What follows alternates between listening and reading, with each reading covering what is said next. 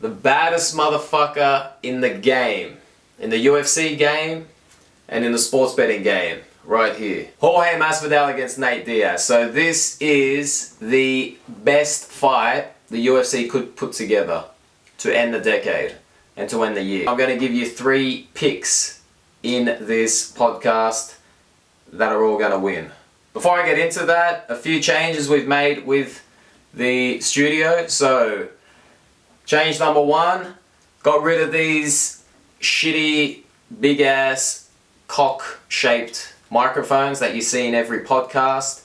I thought, I got to do the same thing as most people, but enough of that shit. Now I'm using this, a wireless Rode. So you may have noticed in my 2 UFC podcasts I did in Amsterdam. Apologies for only doing 2 podcasts. I was just very busy during my travel. Link up here for the latest one. That was Khabib against Dustin Poirier. I picked Khabib to win. There's proof.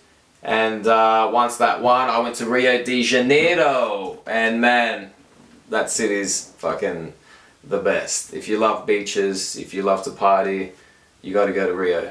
Speaking of Rio, my first pick is from my favorite fighter from Rio. None other than Johnny Walker. Alright, so Johnny Walker is a light heavyweight prospect. Dangerous man. Very, very skilled. His record is 17-3. His last 3 fights have all been first round knockouts. Most recently fought in March, knocked out Misha Kirkunov. Alright, he knocked him out in 36 seconds. Prior to that, he knocked out Justin Ledet in 15 seconds. And prior to that, he knocked out Khalil Roundtree in just under 2 minutes. So his last 3 fights haven't gone past 3 minutes accumulated. Dangerous man, a serious threat to John Jones's throne. This guy is highly skilled, he's long, and he is fighting a dude named Corey Anderson. Now Corey Anderson is on a 3-fight win streak. All those wins were by unanimous decision. Alright, this guy isn't anything special, and I believe it's going to be easy work for Johnny Walker. So, pick number 1 is Johnny Walker to win outright. Okay, we're not picking how he's going to win, we just want him to win. And he's paying $1.62 with most bookmakers, so jump on that. Put your usual stake. If you normally bet $100, put $100 on Johnny Walker to win. It's value. My second and third picks for UFC 244 are in relation to none other than the main event between Jorge Gamebred Masvidal and Nate West Coast gangster motherfucker Diaz. Dana White has actually created a belt for this fight, and it's a one-off, one and done. They'll never do this ever again. I'm going to give you my 2 picks for this fight, who's going to win, how they're going to win, and my reasoning.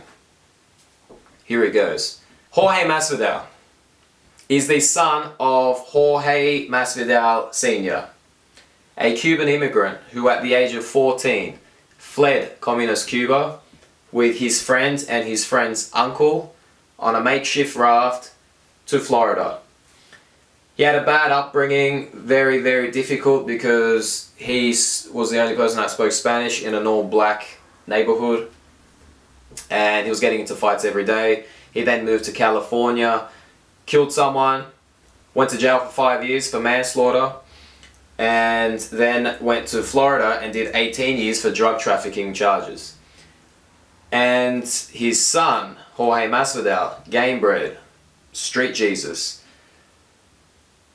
he would visit his father in jail while his Peruvian mother worked a handful of jobs just so he could eat. And he was a lone child at home. So he's got half brothers and sisters that came along later, but as a child, as a teenager, he was out on the streets, right? So there was no one to watch him at home. He was out on the streets, cracking heads all over Miami, the roughest parts of Miami. He was so good at cracking heads that Kimbo Slice called him up when Masvidal was 19 years old and told him to scrap in the backyards of his friends, the same friends who organised Slice's backyard beef. So Masvidal is the only fighter in the UFC with this upbringing, okay, having backyard fights against guys 50, 60 pounds stronger than him. Alright, so everyone has seen that fight against Ray, a Kimbo Slice protege, who Masvidal fucked up twice. Alright, knocked this guy out, or TKO'd him. But as a 19-year-old, he was smashing big, juiced up black dudes in backyard scraps.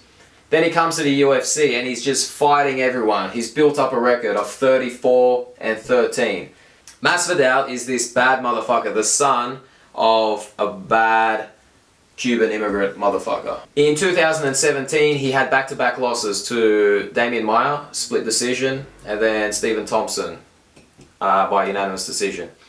He took 16 months off, did some soul searching, came back with back-to-back knockout wins. So he knocked out Darren Till at the O2 Arena in London, knocked him out in the second round, started that fight by kicking Till in the balls, right? So again, Masvidal always comes to fight, right? He comes from a street fighting background, so every fight in the cage he treats like a street fight.